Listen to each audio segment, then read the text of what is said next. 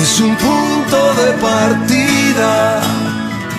Miguel Palón, muchas gracias por la visita al programa. Por favor, Pedro. Un placer. Contame cómo ves la economía post-cepo.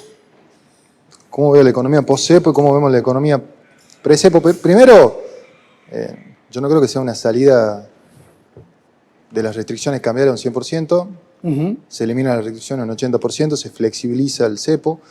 Hay todavía un montón de dólares en cepado, hay un montón de restricciones que quedan vigentes, sobre todo en el mercado mayorista. Nadie puede atesorar dólares, por lo tanto, importadores no pueden atesorar.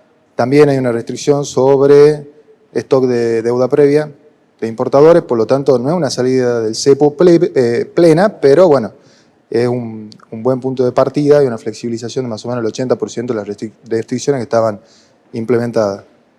Después hay que imaginarnos, Argentina no crece desde hace 11 años. Si uno ve el comportamiento de la tasa de crecimiento, medida obviamente por el PBI de otros países con respecto a la Argentina, vemos que Argentina es un país que se viene estancando de hace un montón, no tenemos crecimiento, no hay aumento de la productividad, los salarios están prácticamente rígidos, y bueno, eso atenta contra cualquier economía en el mundo y ancla expectativa de crecimiento. Me parece que la salida del cepo, lejos de funcionar como una barrera a la salida de capitales, más que nada funcionó como una barrera en la entrada de capitales. Claro.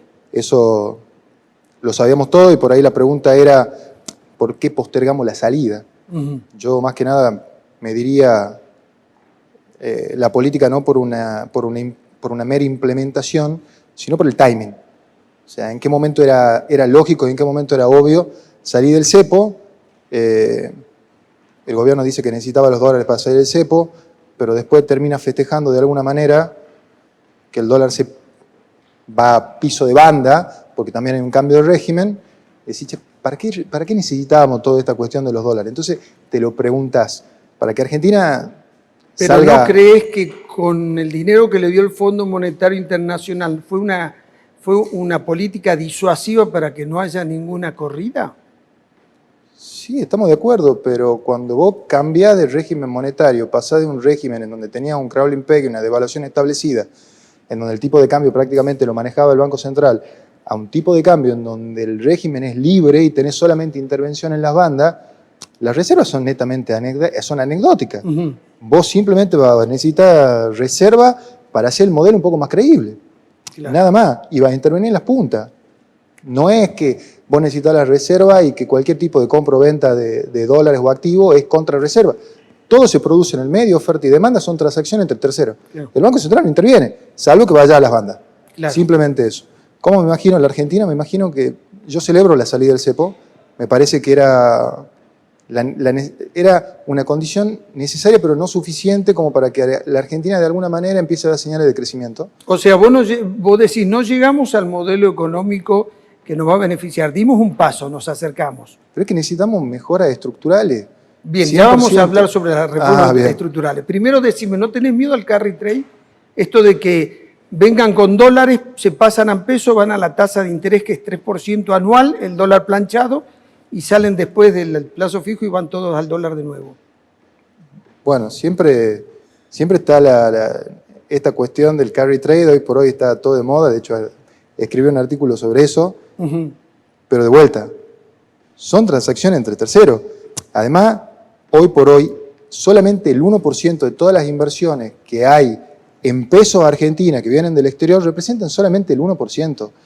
Y Bausili, que el presidente del Banco Central, trató de mantener ciertas políticas macroprudenciales como para tratar de evitar que fondos internacionales especulativos vengan con sus dólares, se pasen a peso, hagan tasa y en un plazo no menor a 6 meses vuelvan a pedir los dólares y salgan con dólares y se los lleven. Es contrataxación de terceros, tiene que haber alguien que te los quiera vender, salvo que vayamos a banda y tenga que intervenir el Banco Central. Me parece que eso es una cuestión no menor porque mantenemos esas cuestiones macroprudenciales para evitar el carry trade.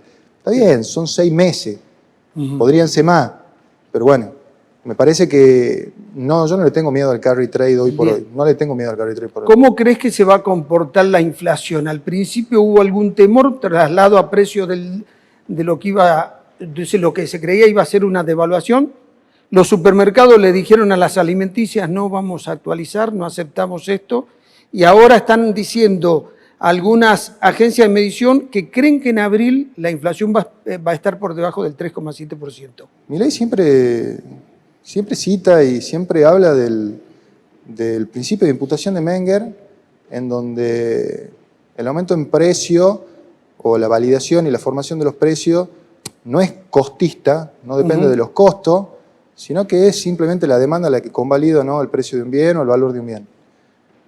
De hecho, es bastante tajante cuando dice, bueno, si los productores osan a subir el valor o el precio de los bienes como respuesta al aumento de costo, ellos se van a ver perjudicados porque no van a vender. Venimos a un proceso de altísima nominalidad donde la dinámica de los precios fue una sola. Fue un aumento por el aumento de la cantidad de dinero. Todos se cubrían ante ese escenario. Pero la mayoría muchos de los precios quedó reprimida. ¿Por qué? Porque fue contra margen de empresa. Muchos empresarios decidieron no aumentar los precios porque en el medio había un ancla cambiaria bastante importante y sobre todo recesión. Estábamos en un proceso recesivo bastante importante, entonces muchos prefirieron resignar márgenes a transferir los costos a los precios de los productos. Me parece que esa dinámica fue predominante, hoy por hoy no tenemos el mismo escenario y me parece que la evidencia no respalda lo que dice Milei. Si bien suena lindo en la teoría, la evidencia dice que en la mayoría de los casos, en el 60% de los casos, y en los procesos inflacionarios y en los procesos en donde hubo una devaluación importante, el 60% se traslada a precio. Siempre. Es la evidencia que hay. Eso se llama flexibilidad de los precios a la baja. Por más que quieran, no hay casos relevantes en donde los precios bajen, salvo el caso famoso de Japón y la trampa de liquidez, pero no hay evidencia en donde diga, che, los precios bajan. No. Incluso cuando los costos son menores, los precios suben. Eso es la dinámica existente en el mundo, es lo que rige actualmente. Sí, existe pero bien lo decís, flexibilidad. A ver, el precio se convalida no cuando lo pone el que ofrece, sino cuando lo paga el que va a comprar. O sea, el poder está en el bolsillo de la gente. Ahora, decís muy bien, hay un cambio de matriz. Las empresas antes estaban en una economía con desequilibrios macro, con alta inflación y no sabían a qué dólar sujetarse, pues tenían varios. Hoy tenés un equilibrio, una inflación mucho más baja y una banda de flotación. O sea, te cambió la matriz, ¿o no? Te cambió el modelo de negocio y te cambió el manejo de dinero y el manejo de la tesorería de tu empresa. Prácticamente estaba en un modelo de altísima nominalidad en donde lo único que trataba de hacer era de cubrirte de la inflación, lo mismo que hace el consumidor cubriéndose con producto. Bien. El productor o el empresario o el supermercadista, en este caso vos que lo citaba, lo que hacía era tratarse de estoquearse de mercadería, tratando de alguna manera de anticipar el proceso inflacionario y cubrirse con producto. Bueno, hoy por hoy esa matriz no va más, ese modelo económico ya no es el que está vigente. Hoy ya no tenemos un proceso de altísima nominalidad, hoy por hoy el gobierno se jacta que no emite, obviamente hay cierta emisión, pero hay un proceso de esterilización previo y implícito, que es bastante complejo a través de las letras del Tesoro, pero me parece que hoy por hoy el negocio y el comerciante tienen que enfocarse no tan solo en la posición de cobertura en bienes, sino en tratar de volver su negocio mucho más competitivo. Hoy por hoy eso es bastante difícil cuando tenés una recesión que no deja de existir, por más que los números hoy por hoy estadísticamente muestren que hay un rebote de la economía particularmente.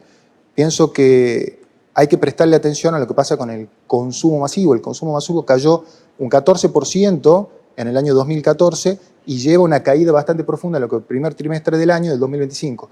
No se recupera. Está bien, hay una cuestión estadística. ¿Cómo son las dinámicas en los procesos de altísima nominalidad?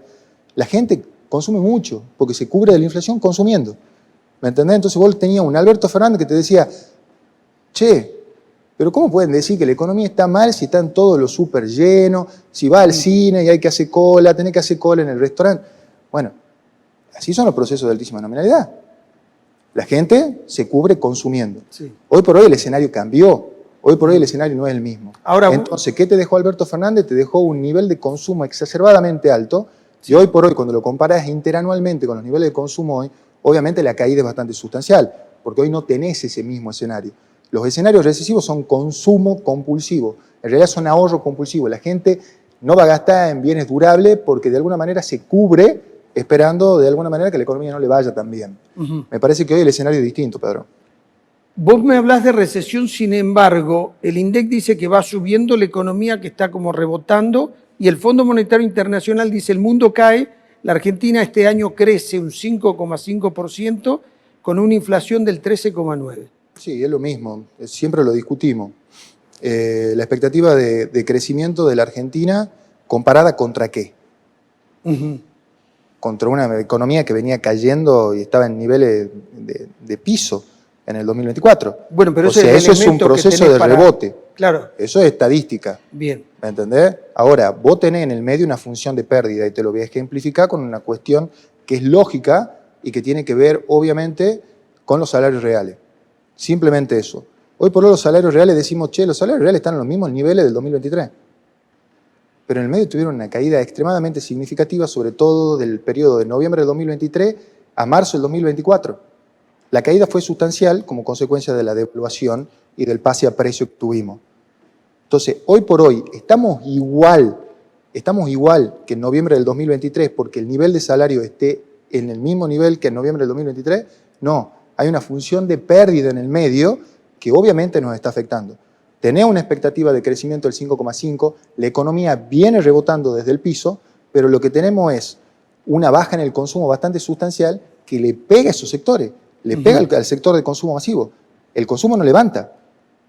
Entonces, vos ves que parte del proceso desinflacionario, más allá de la esterilización de peso y la contracción de la base monetaria que existió, y de las políticas del gobierno que tendieron a bajar la inflación, que fueron bastante exitosas y son bastante destacables, creo que la inflación fue contra recesión y contra ancla cambiaria. Para mí fueron los dos elementos que hicieron que la inflación baje rápidamente. Cuando eso dejó de funcionar, vos tenés una inflación en mayo del año pasado que era del 4,2, hoy es del 3,7, Pedro. Miguel, la última pregunta. Vos lo que le estás diciendo a la gente, le va a decir el INDEC que la economía está creciendo, le va a decir el INDEC que la inflación se puede desinflar, pero usted va a sentir en su bolsillo que cada vez compra menos. Por un montón de cosas, no tan solo eso. Yo sostengo que hoy por cómo mide el INDEC a través de una canasta de bienes y por un tipo de medición que tiene una ponderación fija, me parece que el INDEC en un proceso de ajuste de precios relativo tiende a subestimar la inflación real. Bueno, ahora va a cambiar el modelo de medirlo. Los otros días me acordaba de vos. Sí. Porque es un tema que te obsesiona. Sí. Y reconoció el INDEC que hay que actualizar la forma en que miden. Cambia la forma y vamos a una canasta de bienes y servicios mucho más actualizada. Pero bueno, o sea, está bien, yo no estoy criticando el modelo en sí, pero sí digo que hoy por hoy en un proceso de ajuste de precios relativo hay una sensación de inflación que es distinta a la inflación que refleja el índice en sí. Bien. Eso lo ve la gente. Sí. Gracias, Miguel Paló. No, por favor, Pedro, es un placer. Ya volvemos. Es un punto de partida.